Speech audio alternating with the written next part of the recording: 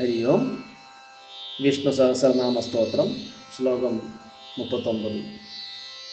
സുപ്രസാദ പ്രസന്നാത്മാ വിശ്വദൃഗ്വിശ്വഭൂഗ്യുഭൂ സത്കർത്താ സത്കൃത സാധുർ ജന്മുർനാരായണോ നരഃ. ഹരി ഓം. ഹരി ഓം. 236 നാമം സുപ്രസാദ. തൻ്റെ ഭക്തന്മാരിൽ മാത്രമല്ല, തന്നെ ദ്വേഷിക്കുന്നവരെ പോലും വധിച്ചിട്ട് അവർക്ക് മോക്ഷത്തെയാണ് ഭഗവാൻ കൊടുക്കുന്നത്.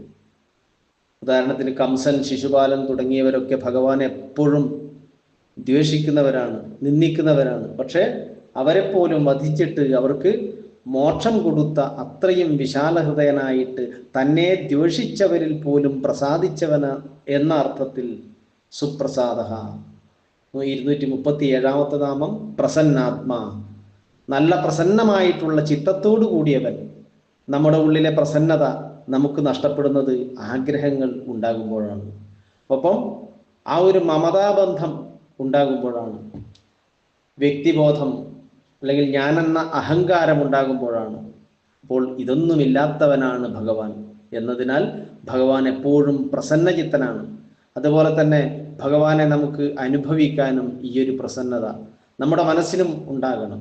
എങ്കിൽ മാത്രമേ, ഒരേ തലത്തിൽ നിൽക്കുന്നവർക്ക് മാത്രമേ പരസ്പരം മനസ്സിലാക്കാൻ സാധിക്കുകയുള്ളൂ എന്നാണ്. അത് എപ്പോഴും നമ്മൾ സാധാരണയായി പറയുന്നതാണ്. അതുപോലെ തന്നെ ഭഗവാനെ അറിയണമെന്നുണ്ടെങ്കിൽ ഭഗവാനെ പോലെ ആയിത്തീരണം. അതിനാണ് ഭഗവാന്റെ ഈ ഗുണഗണങ്ങളൊക്കെ നമ്മളോട് പറയുന്നത്.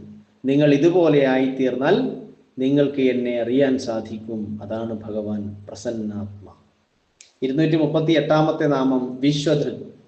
വിശ്വത്തെ വളരെ സമർത്ഥമായിട്ട് ധരിച്ചിരിക്കുന്നവൻ എന്ന അർത്ഥത്തിൽ വിശ്വധൃക്. അതുകൊണ്ട് തന്നെ ഈ പ്രപഞ്ചത്തിനെ മുഴുവൻ നിയന്ത്രിക്കുന്ന ഒരു ശക്തി, ആ ശക്തിയുണ്ട് എന്ന് എല്ലാവരും വിശ്വസിക്കുന്നു. ഒരുപക്ഷെ നിരീശ്വരവാദികൾക്ക് പോലും ഈ ഒരു കാര്യത്തിൽ തർക്കമുണ്ടാവില്ല എന്നാണ്. നമുക്ക് അതീതമായിട്ടുള്ള ഒരു ശക്തി, ആ ശക്തി ഇവിടെ ഉണ്ട് എന്ന് അവർ വിശ്വസിക്കുന്നുണ്ട്. അല്ലെങ്കിൽ പ്രകൃതി, പ്രപഞ്ചം എന്നൊക്കെ പറഞ്ഞ് രക്ഷപ്പെടും. പക്ഷെ ആ പ്രകൃതിയായിട്ടും ഇവിടെ നിൽക്കുന്നത് ആരാണ്? ഭഗവാനാണ്. അത് ഭക്തന്മാരായിട്ടുള്ളവർക്കറിയാം. അപ്പോൾ ഏതൊരാൾക്കും അറിയാവുന്നവൻ, അങ്ങനെ ഈ വിശ്വത്തിൽ പ്രഗത്ഭനായ എന്ന അർത്ഥത്തിൽ വിശ്വധൃക്. 239 നാമം വിശ്വഭു. വിശ്വത്തെ ഭുജിക്കുന്നവൻ. സംഹാര സമയത്ത് കാലാഗ്നിയായിട്ടും രുദ്രന്റെ രൂപത്തിലും ഈ വിശ്വത്തെ ഭക്ഷിക്കുന്നവൻ എന്ന അർത്ഥത്തിൽ വിശ്വഭു. ഇതേ വാക്കിനെ ഭുനക്തി അഥവാ പാലിക്കുന്നു, വിശ്വത്തെ പാലിക്കുന്നു എന്ന അർത്ഥത്തിലും വിശ്വഭു എന്ന് പറയുന്നുണ്ട്. 240 നാമം വിഭുഹു. വിവിധ രൂപങ്ങളായി ഭവിക്കുന്നവൻ എന്ന അർത്ഥത്തിൽ വിഭുഹു. ഈ പ്രപഞ്ചത്തിന്റെ സൃഷ്ടിയുടെ തുടക്കം മുതൽ ആ ഹിരണ്യരൂപത്തിലുള്ള, ഹിരണ്യഗർഭനായിട്ട് സ്വർണ്ണ നിറമുള്ള അണ്ഡമായിട്ടിരിക്കുന്നു. പിന്നീട് ആ വിശ്വത്തിന്റെ, ഇനി ആ വിരാട് രൂപത്തിൽ തന്നെ ഈ പ്രപഞ്ചത്തിലെ സകല ജീവജാലങ്ങളും, സുരൻ, നരൻ, ഖഗം, ഇങ്ങനെ അവസാന ശ്ലോകത്തിൽ പറഞ്ഞിട്ടുണ്ട്, ദേവന്മാരും മനുഷ്യന്മാർ, ഗന്ധർവന്മാർ, സകല ജീവജാലങ്ങളും ഭഗവാനിൽ തന്നെയാണ്, അല്ലെങ്കിൽ ഭഗവാൻ തന്നെയാണ് എല്ലാം. ഇങ്ങനെ വിവിധമായി ഭവിക്കുന്നവൻ എന്ന അർത്ഥത്തിൽ വിഭുഹു. 241 നാമം സത്കർത്ത. സജ്ജനങ്ങളെ, സത്തായിരിക്കുന്നവരെ, സജ്ജനങ്ങളെ തിരിച്ചും പൂജിക്കുന്നവനാണ് ആര്? ഭഗവാൻ. ഭഗവാന്റെ ഓരോ അവതാരം നോക്കിയാൽ നമുക്ക് മനസ്സിലാകും. ശ്രീരാമ അവതാരത്തിൽ നാരദ മഹർഷിയെ കണ്ടപ്പോൾ എഴുന്നേറ്റ് സാഷ്ടാംഗം വീഴുന്നുണ്ട്, അദ്ദേഹത്തിന്റെ പാദം നമസ്കരിക്കുന്നുണ്ട്. പിന്നീട് വനവാസകാലത്ത് എല്ലാ മഹർഷിമാരെയും ഭഗവാൻ അങ്ങോട്ട് പോയി പൂജിക്കുകയാണ് ചെയ്യുന്നത്. അതുപോലെ തന്നെ കൃഷ്ണാവതാര കാലത്തും പലരെയും ഭഗവാൻ അങ്ങോട്ട് പൂജിക്കുന്നുണ്ട്. അതിൽ തന്നെ നമുക്ക് എടുത്തു പറയാവുന്നതാണ് കുചേലൻ, അല്ലെ? ആ ഒരു ദരിദ്രനായിട്ടുള്ള കുചേലൻ, തൻ്റെ പഴയ സുഹൃത്തായിട്ടുള്ള ആ കുചേലനെ കണ്ടപ്പോഴുള്ള ഭഗവാന്റെ ആ ഒരു ഭാവമാറ്റം.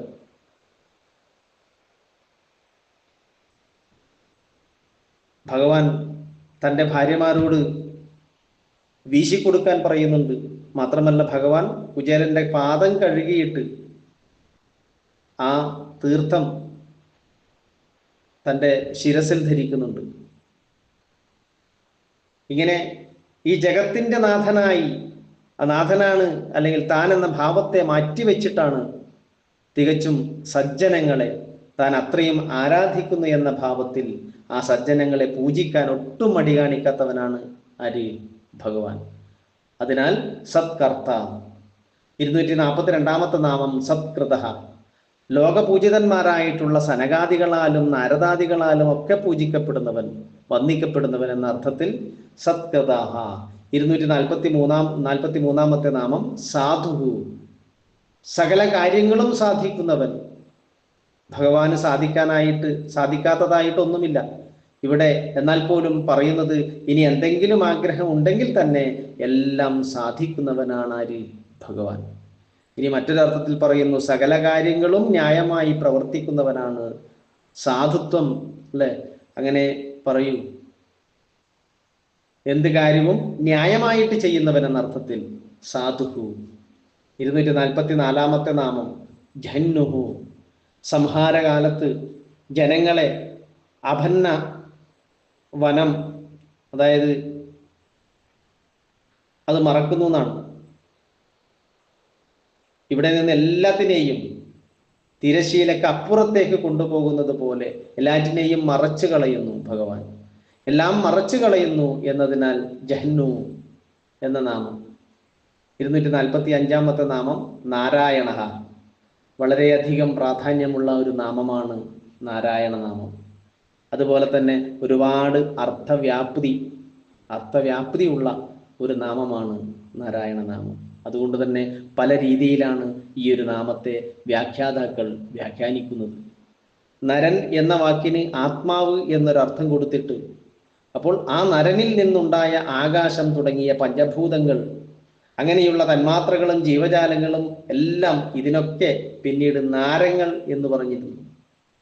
അങ്ങനെ ആ നാരങ്ങളിൽ അയതെ വ്യാപിക്കുന്നു. എങ്ങനെ? ജീവാത്മസ്വരൂപത്തിൽ വ്യാപിച്ചിരിക്കുന്നു എന്നാണ്. അതിനാൽ ഭഗവാൻ നാരായണൻ, അത് ഒരർത്ഥമാണ്. ഇനി ആകാശം തുടങ്ങിയ പഞ്ചഭൂതങ്ങളൊക്കെ ഈ നരനിൽ നിന്ന് ഉത്ഭവിച്ചതാണ് എന്നതിനാൽ നാരൻ എന്ന് വിളിക്കപ്പെടുന്നു. അപ്പോൾ ജലത്തിനെ നാരം എന്ന് പറയുന്നുണ്ട്. അങ്ങനെ കാരണജലത്തിൽ ശയിക്കുന്നവൻ, വസിക്കുന്നവൻ എന്ന അർത്ഥത്തിലും നാരായണൻ എന്ന നാമം പറയുന്നുണ്ട്. അങ്ങനെ വിവിധങ്ങളായ വ്യാഖ്യാനമാണ് ഈ ഒരു നാമത്തിന്. ആ ഒരു നാരായണ നാമത്തിന് മാത്രം കൊടുത്തിരിക്കുന്നത് അങ്ങനെയാണ്. വളരെ വിശേഷപ്പെട്ട നാമമാണ്. ഓം നമോ നാരായണായ. ഈ എട്ടക്ഷരമുള്ള അഷ്ടാക്ഷരി മന്ത്രം വളരെ വിശേഷപ്പെട്ടതാണ്. അതാണ് നാരായണ. 246 നാമം നരഹ. നയതീതി നരഹ. ഓരോരുത്തരുടെയും കർമ്മങ്ങളനുസരിച്ച് അവരെ സ്വർഗാദി നരകങ്ങളിലേക്ക് അയച്ച് നയിക്കുന്നവൻ എന്ന അർത്ഥത്തിൽ നരഹ എന്ന നാമം. ഹരിയോ.